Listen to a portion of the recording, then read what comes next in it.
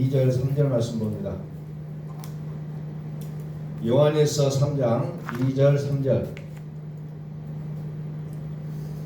사랑하는 자들아, 우리가 지금은 하나님의 자녀라. 장래에 어떻게 될지는 아직 나타나지 아니하였으나 그가 나타나시면 우리가 그와 같은 줄을 아는 것은 그의 참모습 그대로 볼 것이기 때문이니 주를 향하여 이 소망을 가진 자마다 그의 깨끗하심과 같이 자기를 깨끗하게 하느니라. 아멘. 선포합니다. 하나님은 살아계십니다. 하나님은 살아계십니다.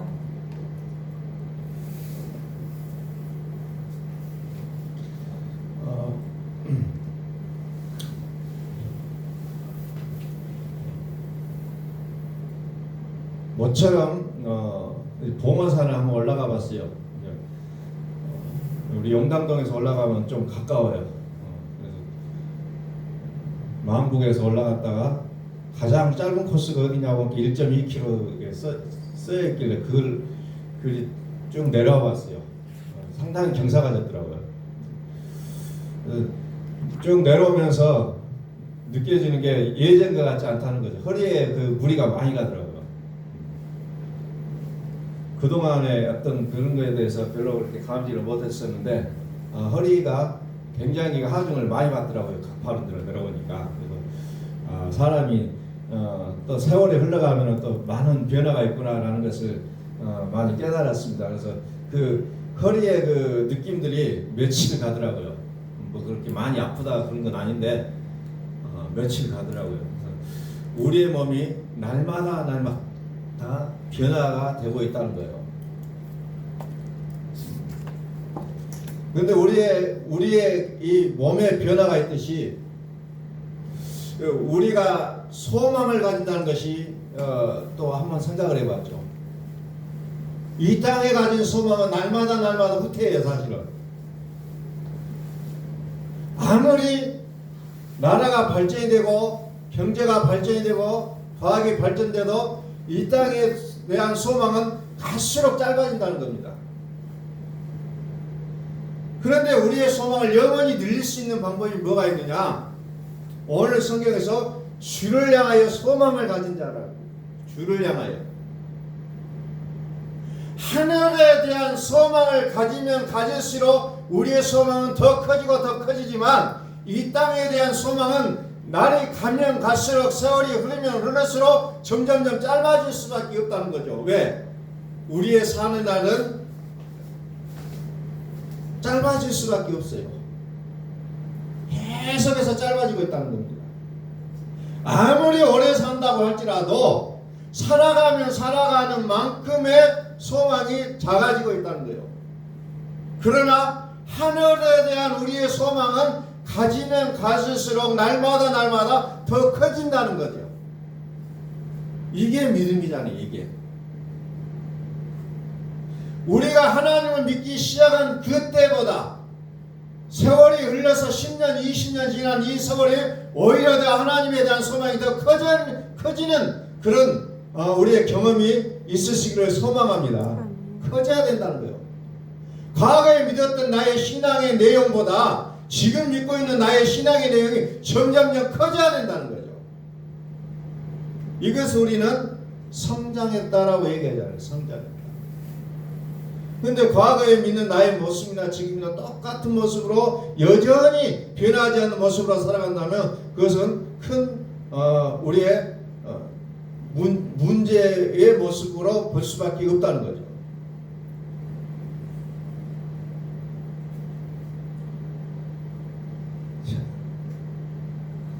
요한복음 15장 3절 말씀 한번 볼까요? 자, 우리는 믿음 생활하면서 좀 뭔가를 좀 제대로 알고 믿었으면 좋겠다 라는 생각을 날이 가면 갈수록 더 깊게 생각이 들립니다.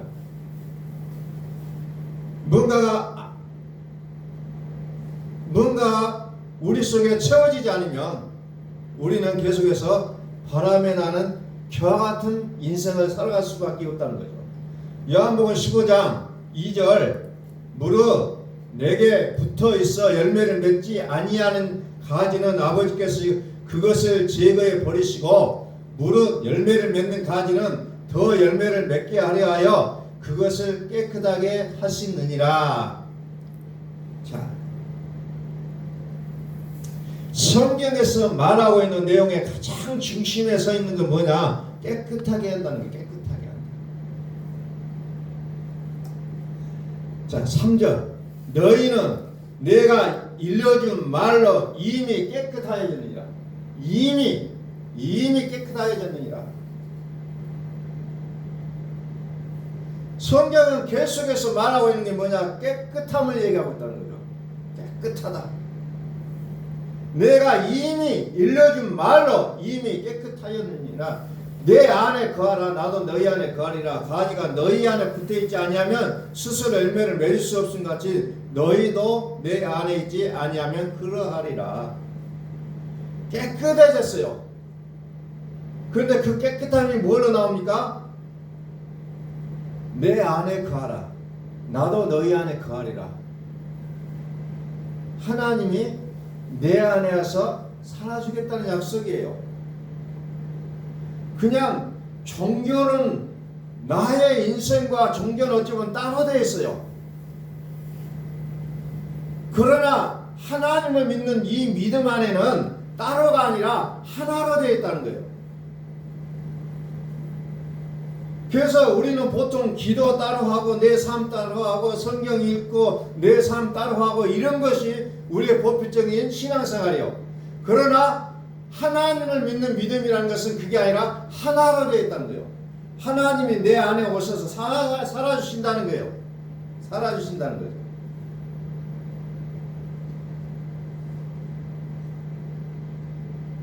요한복음 2장 6절을 한번 봅니다. 요한복음 2장 6절. 거기에 유대인의 정결 예식을 따라 두세 통 드는 돌 항아리 6이 놓였느니라. 예수께서 그들에게 이르시되 돌 항아리에 물을 채우라 하신즉 아기까지 채우니 이제는 떠서 연회장에게 갖다 주라 하심에 갖다 주었더니 연회장은 물로 된 포도주를 맛보고도 어디서 났는지 알지 못하되 물 떠온 하인들은 알더라. 연회장이 신랑을 불러 말하되 사람마다 먼저 좋은 포도주를 내고 취한 후에 낮은 것을 내거늘 그대는 지금까지 좋은 포도주를 두었다 하니라. 이게 가나안의 혼인잔치잖아요. 이제 잔치가 벌어져 가지고 포도주를 먹는데 그 준비해 놓은 포도주가 다 떨어졌어요. 그랬을 때 예수님께서 그 부분을 해결할 때 돌 항아리에 6이 있는데 거기에 물을 채우라고 했잖아요. 그리고 나서 떠다 주어라 했는데 오히려 전에 먹었던 포도주보다 더 좋은 포도주가 나오는 것을 나오고 있다는 거죠. 여기에서 우리에게 보여주는 건 뭡니까? 예수님께서 보여주는 그 기적도 중요하지만 우리는 여기서 예수님께서 어떤 분이신지를 가르쳐주는 내용임을 우리는 알아야 됩니다. 예수님은 물과 포도주라는 거예요. 물과 포도주. 그래서 요한일서에서 뭡니까? 예수께서 하나님의 아들이신데 그 하나님의 아들을 뭘로 믿느냐? 물과 피로 임하셨다는 것을 믿으라는 거예요. 물로만 아니라 피로도 임하셨느니라. 물로만 아니라. 세상을 이기는 믿음이 뭐냐? 우리는 그 세상을 이기려고 할 때 우리는 발버둥 치고 기도하잖아요. 기도해야 돼요. 좀 기회수가 말씀을 우리는 보게 된다는 겁니다. 반드시 필요합니다. 그런데 세상을 이기는 자가 어떤 자입니까? 예수께서 하나님의 아들이심을 믿는 자가 세상을 이긴다는 거예요. 어찌 보면 단순한 논리예요. 귀신을 이겨내고 귀신을 쫓아나올 때 기도로 쫓아내고 찬양을 하고 그냥 말씀을 선포하고 많은 일들을 많이 하잖아요. 그런데 최종적인 믿음이 뭐냐? 예수께서 하나님의 아들이심을 믿었을 때에 이길 수 있다는 거예요. 단순해요. 귀신이 나를 어떻게 힘들게 한다. 그때 우리는 해야 될 일이 뭐냐? 예수님이 하나님의 아들이심을 믿으라는 겁니다. 이게 가장 성경에서 말하고 있는 정답이라는 거예요. 예수께서 하나님의 아들이심을 믿는 자가 아니면 세상을 이기는 자가 누구냐? 그 예수가 누구냐? 물과 피로 임하신 자니 곧 그리스도 예수 그리스도시라. 물로만 아니라 물과 피로 임하셨고 증언하는 이는 성령이시니 성령은 진리니라. 우리가 교회를 다니면서 무엇을 믿고 있는지조차 혼돈하고 살아갈 때가 너무 많다는 거예요. 직접 물어보면은 왜 믿냐? 뭘 믿느냐? 그러니까 사이비 이단들이 와서 툭 치면은 그냥 축축축 넘어갑니다. 이단들 속에 들어가 있는 그 이단들 교회에 속해 있는 사람들을 보면은 전부 교회를 다녔던 경력자들이에요. 왜 가냐? 무엇을 믿어야 하는지를 모른다는 거예요. 교회는 열심히 다녔고 기도도 했고 성경도 공부하고 그냥 뭔가를 하긴 했어요. 그런데 뭘 믿어야 되는지를 몰랐다는 거예요. 예수님께서 제자들에게 사람들이 나를 누구라고 하느냐 물어보니까 뭐라고요? 어떤 자는 엘리야라고, 어떤 자는 선지자 중에 하나라고, 누구라고 자꾸 그런 얘기를 해요. 그럼 너희는 나를 누구라고 생각하느냐? 그래서 베드로가 뭐라고요? 주는 그리스도시요 살아계신 하나님의 아들이십니다. 예수님께서 얼마나 기뻐하셨습니까? 정확하게 얘기했다. 정확하게. 내가 뭘 믿고 사는지를 알아야 된다는 거예요. 교회는 다니기는 다녔는데 뭐 물어보면은 아는 것도 없죠. 뭘 얘기할 것도 없죠. 그런데 다 몰라야 되는데 예수님이 하나님의 아들이신 걸 내가 믿습니다. 이걸 알아야 된다는 거예요. 이걸. 그러나 그분이 예수께서 하나님의 아들이신데 그분은 어떻게 오셨다고요? 물과 피로 오셨다. 그분의 이름을 예수 그리스도라고 한다.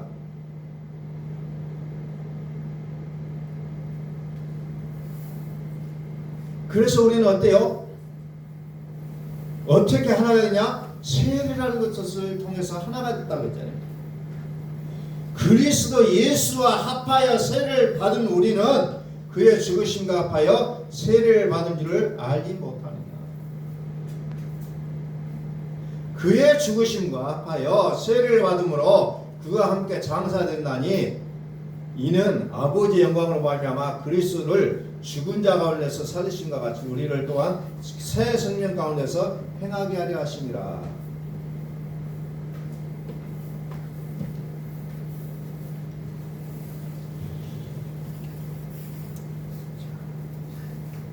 죽으심과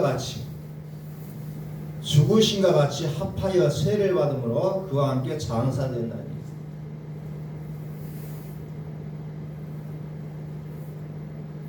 자, 그리스도와 같이 그리스도와 합하여 그리스도와 같이 죽은 자 가운데서 살리심과 같이 우리로 또한 새 생명 가운데서 행하게 하려 하십니다. 우리는 그래서 주를 위하여 소망을 가지라는 거예요. 이것은 믿으라는 겁니다.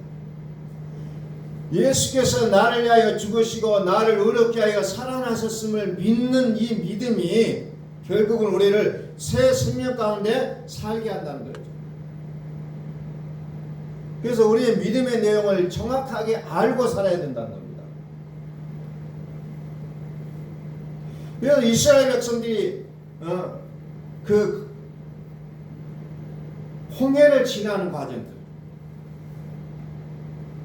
홍해를 지나는 그 과정, 그것은 그 홍해를 건너는 그것을 가리켜서 세례를 받았다고 표현하고 있다는 거죠. 세례를 받았다.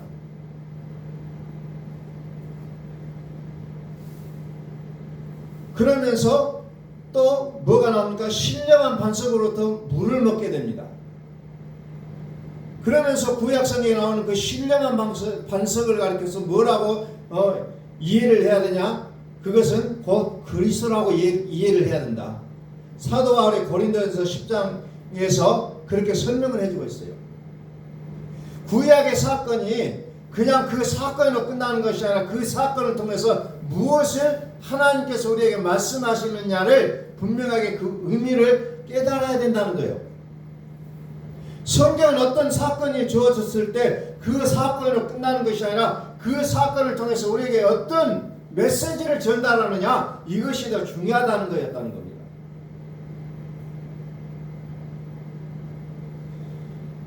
예수님께서 오병이어의 기적을 행하셨어요. 오병, 떡 5개와 이어 물고기 2마리로 5,000명을 먹었다. 뭐 그냥 또 그 5,000명을 먹여도 그 주위에 있는 수많은 사람들을 먹였다는 거죠. 성경에 기록되어 있는 숫자는 또 하필이면 남자의 숫자만 기록됐기 때문에 5,000명이라면 남자, 여자, 어린아이 속하면 뭐 2만 명도 넘을 수 있는 숫자가 먹었다는 거예요. 그것을 통해서 무엇을 얘기하느냐라는 겁니다. 성경은 그냥 예수께서 기적을 행했다, 예수 믿으면 그냥 뭐가 물질도 풍성해지더라, 이런 것을 얘기하는 것이 아니고 정말 그것을 통해서 우리에게 나타내시고자 하는 하나님의 메시지가 들어있다는 거예요. 우리는 성경을 읽고 듣고 알고 있는 내용들이 많이 있어요. 근데 그 사건을 그대로 아는 것뿐만 아니라 그것을 통해서 우리에게 주시고자 하는 메시지가 뭐냐 라는 것을 아셔야 된다는 겁니다. 그래서 요한복음 20장에 보면은 이 성경을 기록한 목적이 뭐냐? 이것을 통해서 예수를 믿게 하고 생명을 얻게 하는데 그 목적이 두고 있다는 거 성경을 기록하고 있잖아요. 성경을 보면서 그래서 이런 예수님을 발견하지 못한 성경은 읽으나 마나라는 겁니다. 성경을 읽으면서 예수 그리스도를 반드시 만나셔야 돼요. 그렇지 못하면은 이걸 가지고 성경이 옳다 그러다 이런 그런 얘기들만 하게 돼 있다는 겁니다.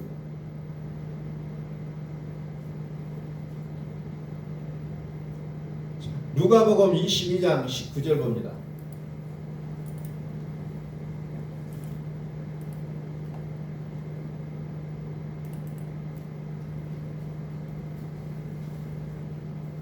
(22장 19절) 또 떡을 가져 감사 기도하시고 떼어 그들에게 주시며 이르시되 이것은 너희를 위하여 주는 내 몸이라 너희가 이를 행하여 나를 기념하라 하시고 저녁 먹은 후에 잠도 그와 같이 하여 이르시되 이 잔은 내 피로 세우는 새 언약이니 곧 너희를 위하여 붓는 것이다. 자, 이거 보니까 떡이 나오죠. 여러분들 성찬 시간 때 가장 많이 보셨던 말씀입니다. 떡과 포도주, 떡과 포도주. 그러면 떡을 주시면서 내 몸이다, 포도주를 주시면서 내 피니라. 떡과 포도주는 단순히 떡과 포도주로 끝나는 것이 아니라 예수님의 몸을 상징하고 예수의 피를 상징한다는 것, 예수의 살과 피를 상징한다는 것을 얘기하고 있다는 겁니다. 그러면서 그것을 먹을 때마다 예수님께서 나를 위하여 죽으시고 나를 위하여 살으심을 기억하게 하는 거예요. 근데 이거 없이 떡 맛이 좋다, 포도주가 오늘은 잘 숙성이 잘 된 것을 마시고 있다, 이런 것을 얘기하는 거 아니잖아요.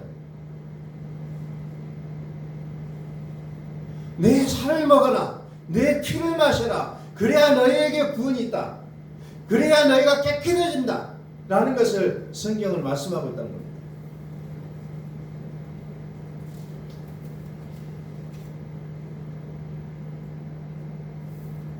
다시 요한일서 2장 12절 봅니다.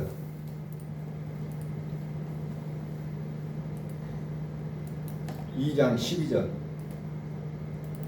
자녀들아 내가 너희에게 쓰는 것은 너희 죄가 그의 이름으로 말미암아 사함을 받았음이요. 내가 왜 이 편지를 쓰냐? 너희가 제사함을 받았다는 거예요. 다시 3장 요한에서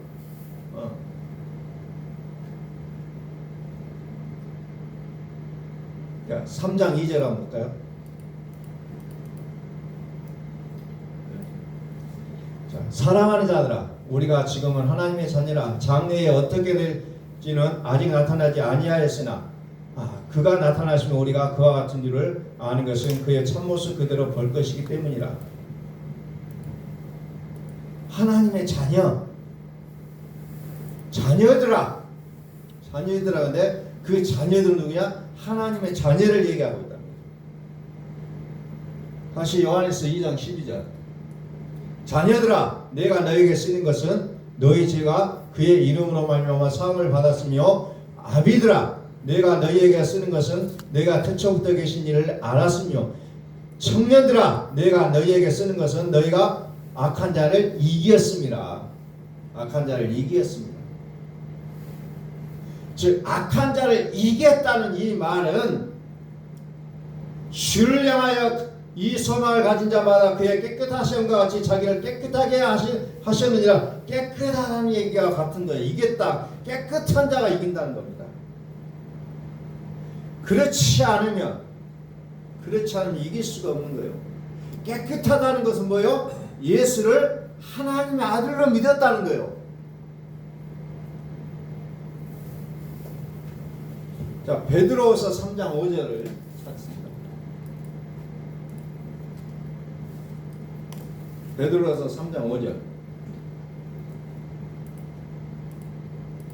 이는 하늘이 옛적부터 있는 것과 땅이 물에서 나와 물로 성립된 것도 하나님의 말씀으로 된 것을 그들이 일부러 잊으려 함이로다. 이로 말미암아 그때의 세상은 물이 넘침으로 멸망하였으되 이제 하늘과 땅은 그 동일한 말씀으로 불사르기 위하여 보호하신 바 되어 경건하지 아니한 사람들과 심판과 멸망의 날까지 보존하여 두신 것이니라.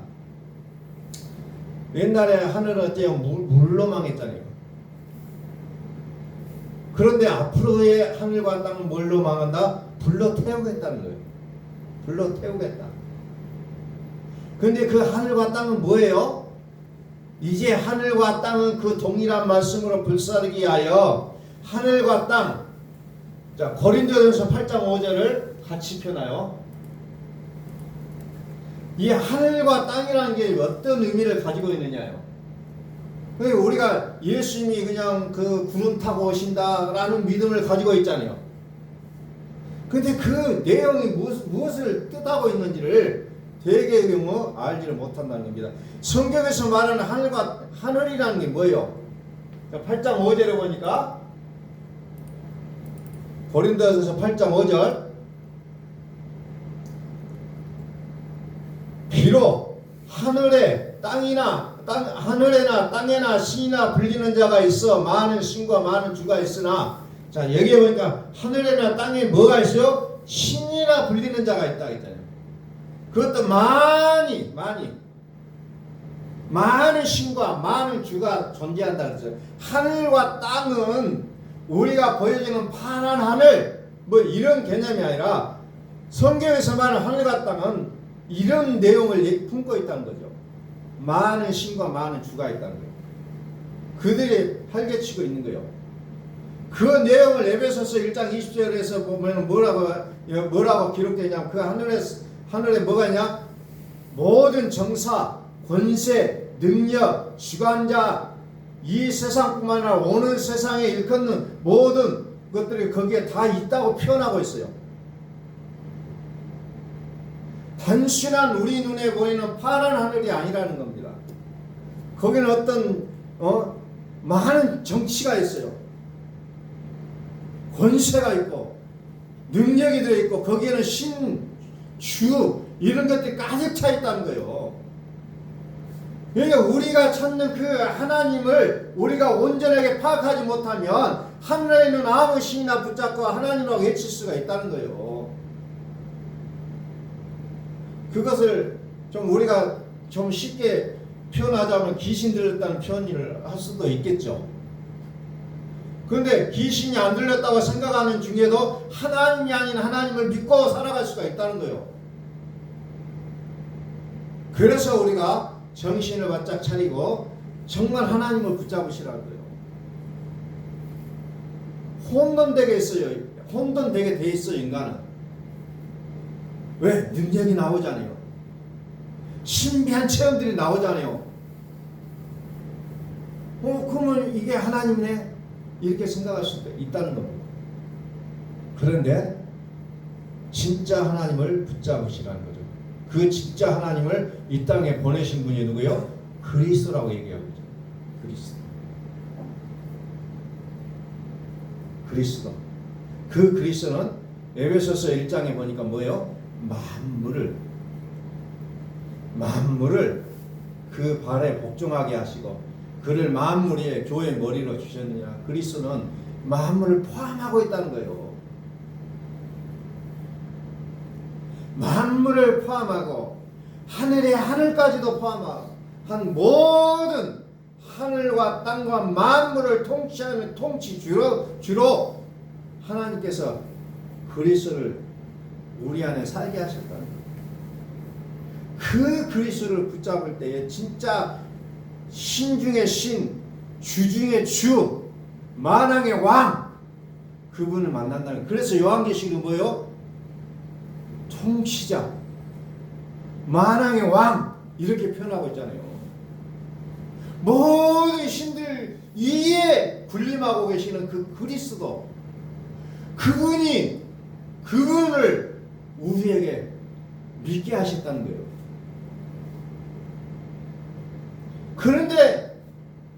그런데 그분은 뭘로 승리합니까? 십자가로 승리한다는 거예요. 십자가. 유대인과 사두개인과 바리새인, 이 유대인들은 예수님께서 다윗의 왕권을 가지고 다 때려 부시기를 소원했지만 그들의 뜻과는 달랐어요. 그래서 어때요? 예수님을 십자가에 못 박아 죽여버립니다. 그런데 그 죽여버린 것으로 끝나는 것이 아니라 예수님은 하나님의 아들이심에 그 죽으심을 이겨내시잖아요. 그래서 십자가로 승리하심을 통해서 만왕의 왕이요 만주의 주가 되셨다는 겁니다.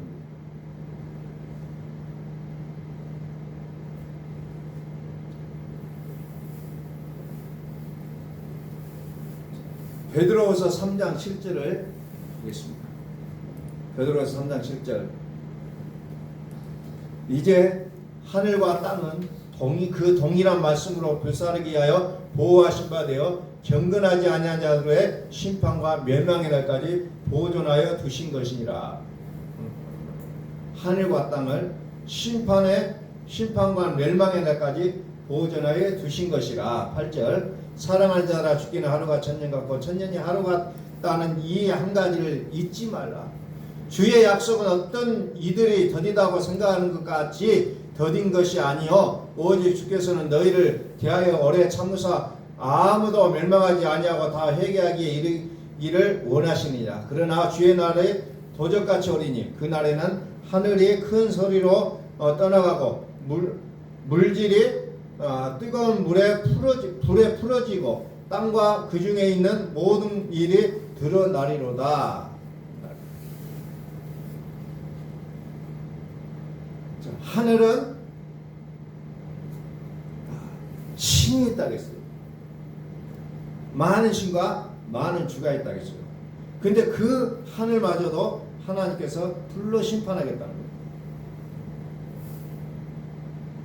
불로 심판하겠다. 그래서 그 날에는 하늘이 큰 소리로 떠나가고 그 날에는 하늘이 큰 소리로 떠나가고 물질이 뜨거운 불에 풀어지고 땅과 그 중에 있는 모든 일이 드러나리라. 그래서 결국은 주를 향하여 가진 소망을 가진 자들만이 살아남게 돼 있다는 거죠. 그들은 깨끗하다. 세마포 옷을 입었다. 그리스도로 옷을 입은 자들이다. 이렇게 성경은 표현하고 있다는 겁니다. 그래서 우리는 결론적으로 무엇을 합니까? 베드로후서 3장 13절에 소망을 가지라는 거예요. 우리는 그의 약속대로 의가 있는 것인 새 하늘과 새 땅을 바라보는도다. 소망하라는 거예요. 소망하라는 거예요. 의가 있는 것이 어디요? 새 하늘과 새 땅. 옛 하늘과 옛 땅은 많은 신과 많은 주가 있어서 결국은 어때요? 심판하겠다는 거예요. 그리고 새 하늘과 새 땅이라고 했는데 새 하늘과 새 땅은 다른 말로 하면은 의가 있는 것이라고 했잖아요. 의가 있는 것이다. 우리는 이 의를 소망하라는 겁니다. 다시 말해서 주를 소망하라는 거예요. 주를 소망하라.